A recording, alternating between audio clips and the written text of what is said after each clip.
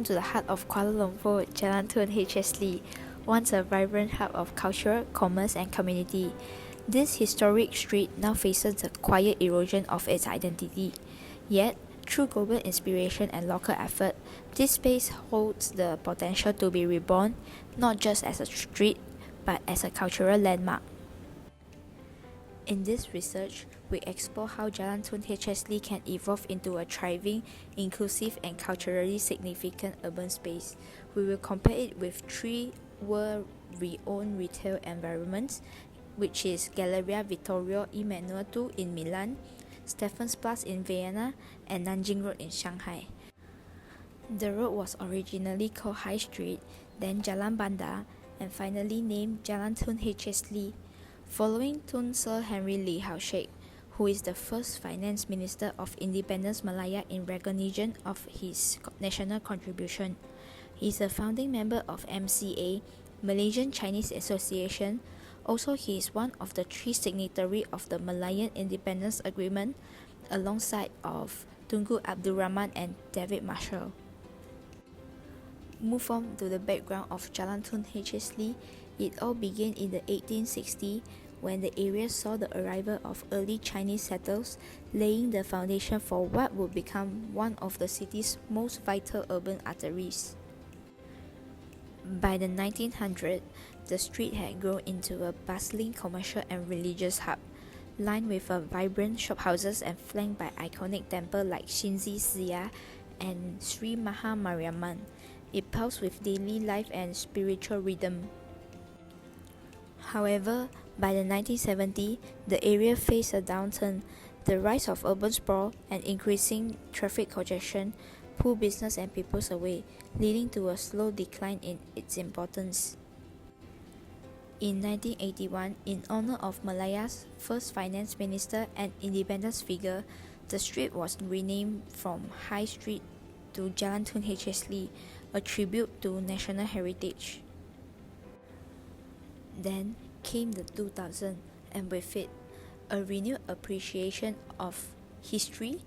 The street heritage value re-emerged, inspiring conservation efforts, creative spaces, and the resurgence of local businesses that continue to breathe life into its historic swell. Today, the street faces three main challenges. First, a lack of strong identifier. The area is not branded or curated, making it invisible to tourists and investors.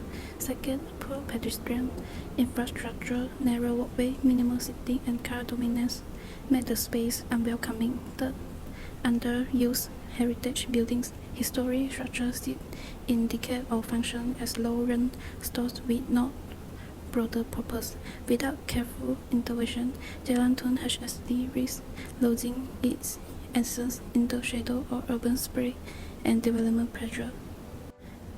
The objective of this study is simple and yet powerful: to reimagine Jalan Tun H.S. as a cultural and commercial corridor, transforming it into a vibrant destination where heritage, mixed lifestyle, and creative commercial thrive. Our vision is to preserve the street's historical essence while enabling growth and protecting its architectural and cultural identity. Even as we allow for adaptive reuse that breathe new life into our space, we aim to strike a balance, keeping the past alive while opening doors to the future where tradition and innovation coexist.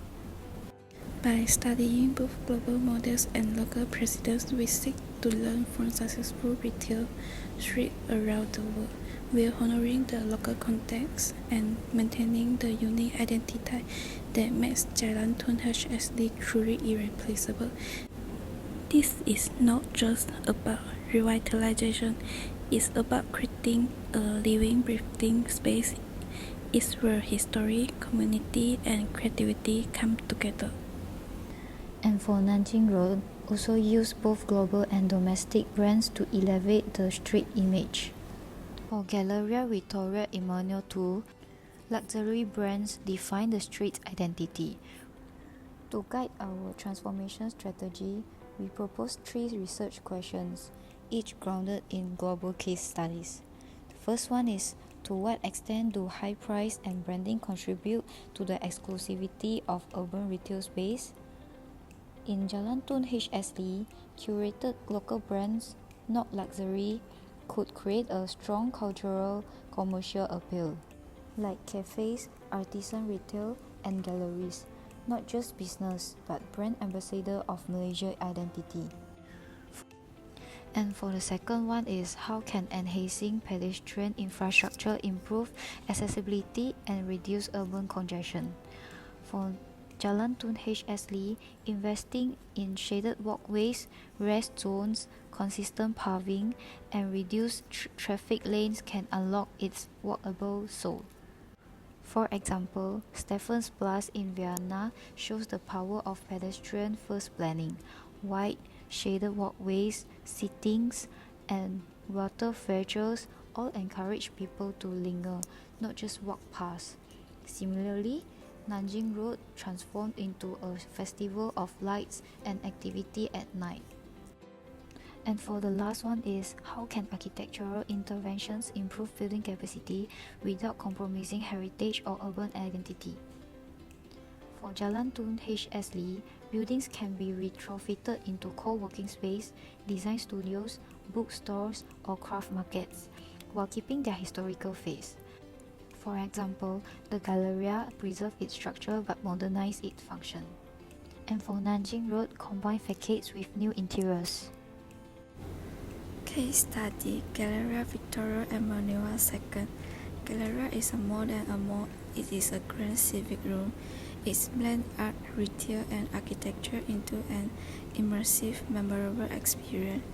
This integration is what Jalan Tun H.S needs. Not replication but reinvention with the same principle, identify, flow, and memory. From our findings, we propose a layer framework for Jalan Tun H.S. For lively direction, this approach focuses on the energy of the street. It's full of activities, crowd, and tourists, which make it feel very alive. But with that, there are problems like traffic, modern development, pressure, and lack of space. We look at Shanghai as a case study, which has similar problems like traffic jam, high price, and overcapacity.